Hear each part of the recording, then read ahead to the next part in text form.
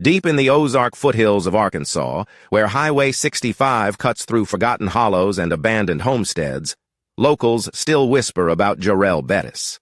They call him the dog boy of Cleburne County, and his story begins on a bitter February night in 1987 when a 12-year-old boy simply vanished from his family's trailer on Possum Creek Road.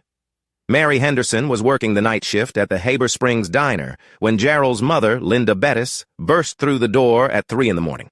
Her clothes were torn, her feet bare and bleeding. She kept repeating the same words over and over. "My boy's gone. Something took my boy." The official report filed by Sheriff's Deputy Tom Caldwell states that Linda claimed she heard scratching at the trailer's aluminum siding around midnight. When she looked outside, she saw what she described as a pack of wild dogs circling their property. She went to check on Jarrell and found his bedroom window wide open, the screen torn from the inside out. His bed was empty, sheets still warm. What the report doesn't mention, what Deputy Caldwell only shared years later after retiring, was the strange detail that haunted him most. Linda insisted the dogs weren't just circling randomly. They were moving in perfect formation, like they were following commands, like they had a leader. The search for Jarrell Bettis consumed Cleburne County for 3 weeks. Volunteers combed through dense Arkansas timber, following every creek bed and abandoned mine shaft. They found traces of the boy. A torn piece of his Star Wars pajamas caught on barbed wire near Caddo Gap. His sneakers, both left behind near a cave entrance locals called Devil's Den. But they never found Jarrell. Then the sightings began.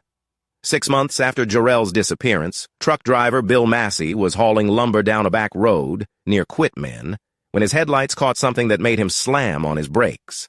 A figure was crouched in the middle of the road, hunched over what appeared to be roadkill. When the headlights hit it, the figure looked up. Massey swears it had a human face, but the eyes reflected light like an animal's. The thing dropped to all fours and disappeared into the darkness faster than any person could move. Massey's account might have been dismissed as the imagination of a tired driver, but similar reports started flooding in from across Cleburne County. Campers at Greer's Ferry Lake reported seeing a wild-haired figure running alongside packs of coyotes. Hunters found strange tracks near their tree stands, footprints that started human but gradually became more animal-like, as if the walker was transitioning from 2 legs to 4.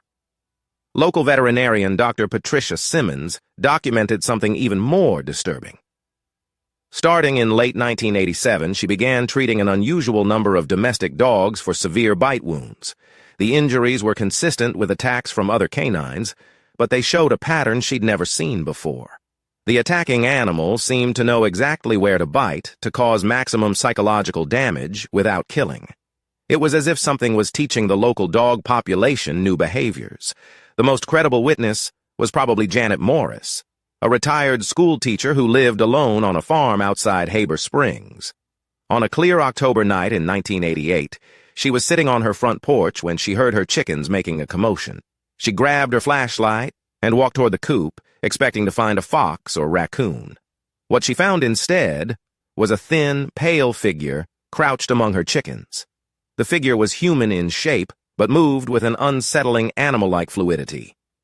When her flashlight beam hit it, Janet got a clear look at its face. Despite the wild hair and dirt-stained skin, she recognized the features immediately. She had taught Jarrell Bettis in her 3rd grade class just 4 years earlier.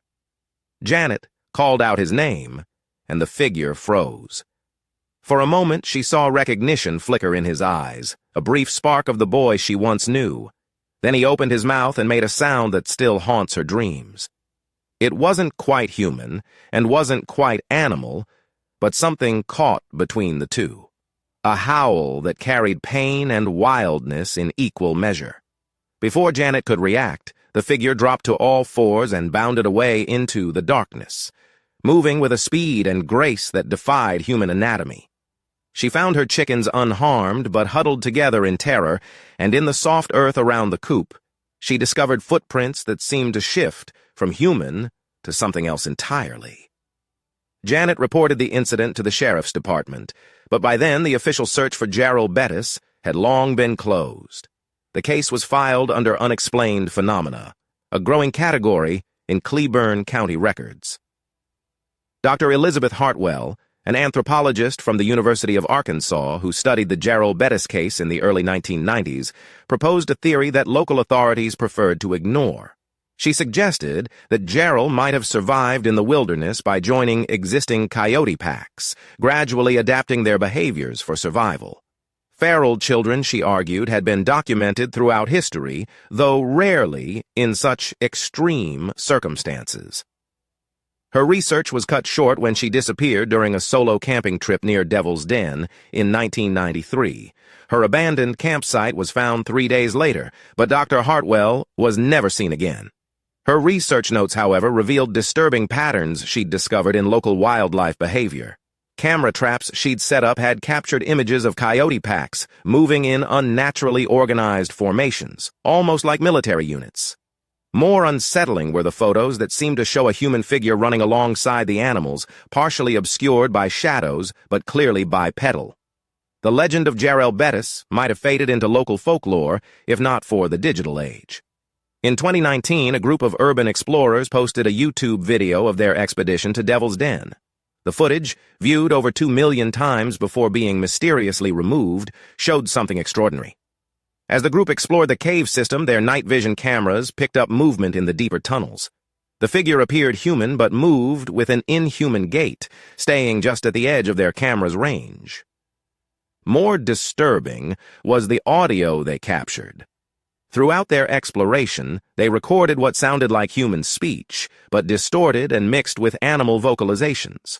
Audio analysts who examined the footage before it disappeared claimed the sounds showed characteristics of both human language patterns and coyote pack communication.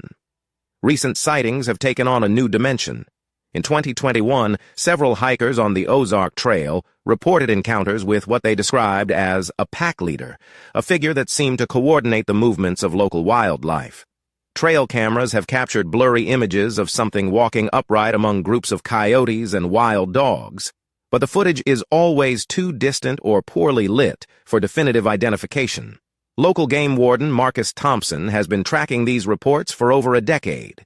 He's documented an unusual increase in coordinated wildlife behavior throughout Cleburne County, patterns that suggest an intelligence beyond normal animal instincts. Thompson has found evidence of what appears to be tool use among local coyote populations, something virtually unknown in wild canines. The most recent incident occurred just last month. A family camping at Greer's Ferry Lake reported that their dog, a friendly golden retriever, suddenly became agitated around midnight.